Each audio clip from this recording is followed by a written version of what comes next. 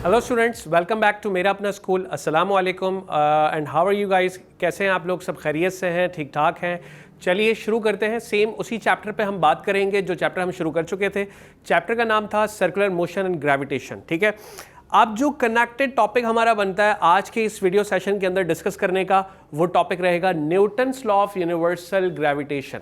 तो आज का हमारा जो टास्क, जो हमारा टारगेट है, जो हमने कंप्लीट करना है, वो है Newton's law of universal gravitation. इस लॉ के तहत क्या कॉन्सेप्ट है इस लॉ का, इसकी स्टेटमेंट क्या है और न्यूटन्स ने क्या कॉन्सेप्ट दिया न्यूटन के मतलब ग्रेविटेशन के एतबार से, और साथ साथ इसकी जो कंप्लीट डेरिवेशन है और जो मैथमेटिकल रिलेशन है वो भी हम ड्राइव करेंगे। चलिए शुरू करते हैं।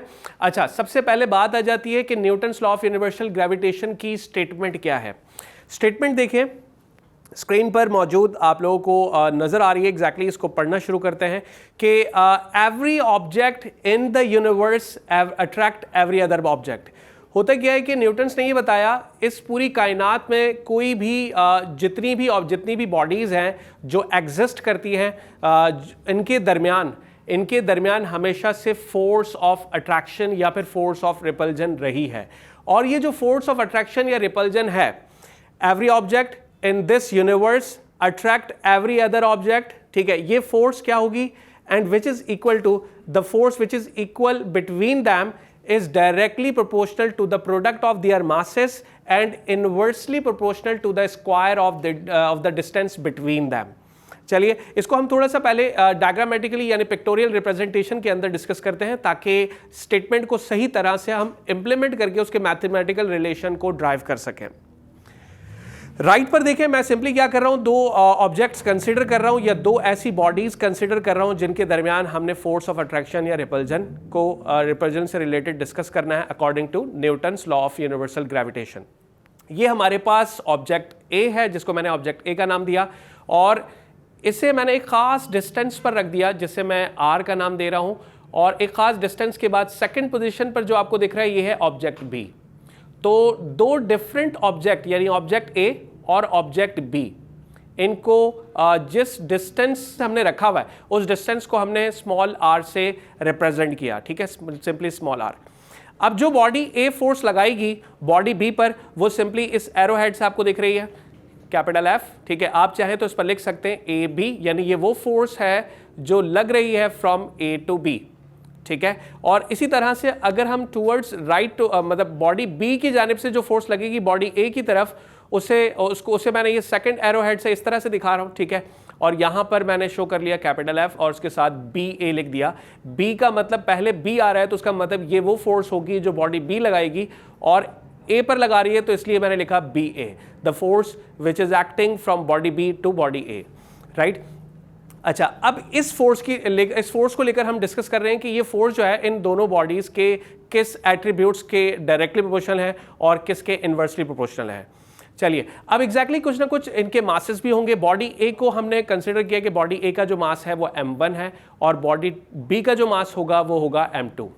ठीक है, तो क्या हुआ, कंसीडर टू बॉडीज, यहां कंस्ट्रक्शन हम लिख लेते हैं, consider two bodies of body A and body B having masses of m1 and m2 which is placed at a distance of r between them। Right, mathematical हमने इसको किस तरह से लिखना है। चलिए, हमने जैसे बात की थी कि every object attract every other object and the force between them which is directly proportional to the product of their masses. देखें, सिंपली क्या कहा गया, कहा गया कि दो बॉडीज के दरमियान जो फोर्स ऑफ अट्रैक्शन या रिपल्जन है, ये फोर्स इन दोनों मासेस के यानी दोनों बॉडीज के जो भी मासेस हैं, जैसे हम बॉडी ए को जो मास दे रहे हैं वो m1 दे रहे हैं, जबकि बॉडी बी का जो मास है वो m2 है, तो इस एतबार से जो इनके दरमियान फोर्स होगी वो डायरेक्टली प्रोपोर्शनल हो जाएगी। F is directly proportional to m1 m2। ठीक है, और इसे मैं नाम दे देता हूं इक्वेशन नंबर 1 का। और ठीक इसी तरह से इनके दरमियान जो फोर्स है ये इनवर्सली प्रोपोर्शनल होगी to the square of the distance between them. जो भी इनके दरमियान यानी जितने भी डिस्टेंस पर इनको रखा गया उस डिस्टेंस के इनवर्सली प्रोपोर्शनल है। So we are going to write F is inversely proportional to 1 upon r square means force is inversely proportional to the distance between them, that is r square। इसे मैं नाम दे देता हूं equation number 2 का।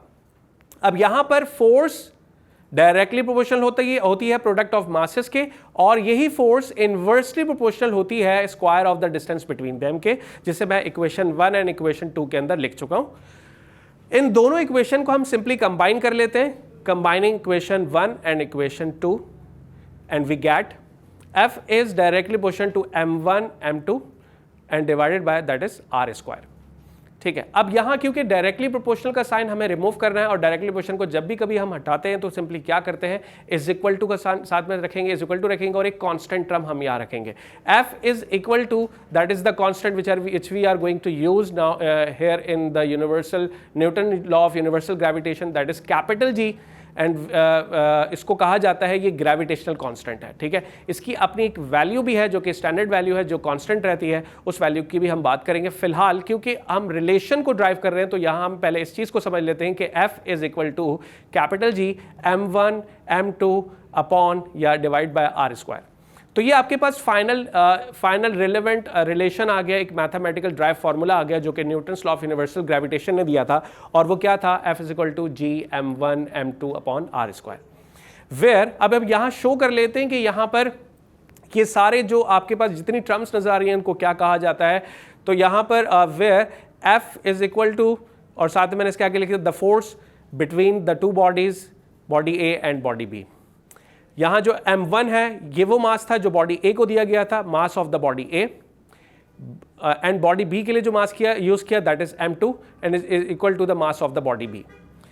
The distance between them, जो distance इन दोनों bodies के दरमियान था उसे हमने कैप स्मॉल r से रिप्रेजेंट किया, the distance between the two bodies of body A and body B which is equal to r।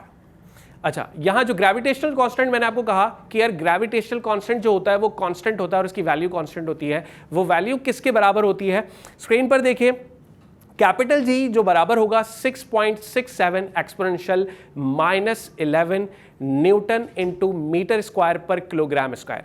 अब आप लोग एग्जैक्टली यही सोच रहे होंगे कि यार ये सर ग्रेविटेशनल कांस्टेंट का ये यूनिट किस तरह से आया। चलिए हम यूनिट की कन्वर्जन पे भी चले जाते हैं कि इस यूनिट को हमने कैसे ड्राइव किया। यहाँ राइट पर आते हैं और यहाँ स्क्रीन पर देखिए, सिंपली मैं क्या कर रहा हूँ, ऊपर हेडिंग डलवा देते हैं कि यूनिट ऑफ कैपिटल G या ग्रेविटेशनल कांस्टेंट। अब क्योंकि हमें पता है कि m1 हो या m2 हो, दोनों के यूनिट सेम रहेंगे, m1 is equal to m2 is equal to, unit हमने लिख दिया भाई किलोग्राम, दोनों के यूनिट है। अब क्योंकि दोनों के ही किलोग्राम यूनिट है तो ये बात आप लोगों को याद रहनी चाहिए, जब हम इनको रिलेशन में पुट करेंगे और वहाँ से ड्राइव करके जो रिलेशन यूनिट निकालेंगे तो उस वक्त आप लोगों को याद ध्यान ही रहे कि दोनों के मासेस के जो यूनिट्स हैं वो किलोग्राम्स हैं, राइट। अच्छा, अब इनके दरमियान जो डिस्टेंस है, डिस्टेंस क्योंकि स्टैंडर्ड यूनिट के अंदर यानी इंटरनेशनल स्टैंडर्ड MKS सिस्टम के अंदर जो हम यूनिट कंसिडर कर रहे होते हैं डिस्टेंस का, वो क्या होता है, मीटर होता है। तो एग्जैक्टली डिस्टेंस का यूनिट क्या होगा, मीटर होगा। अब हम सिंपली क्या कर रहे हैं, इसको हम यहाँ जो हमारे पास फाइनल रिलेशन आया था F is equal to G m1 m2 divide by r square, यहाँ से अगर हम G को एक तरफ कर दें यानी G को अलहदा कर दिया और बाकी सारी वैल्यूज़ को दूसरी तरफ ले जाएं तो m1 और m2 मल्टीप्लाई हो रहे हैं तो दूसरी तरफ जाके वो क्या हो जाएंगे, डिवाइड हो जाएंगे। और r स्क्वायर चूंकि डिवाइड हो रहा है तो वो क्या हो जाएगा, फोर्स के साथ ऊपर मल्टीप्लाई हो जाएगा। तो फॉर्मूला जो हमारे पास कैपिटल G का बन रहा है वो क्या बन रहा है, F r square divide by m1 m2।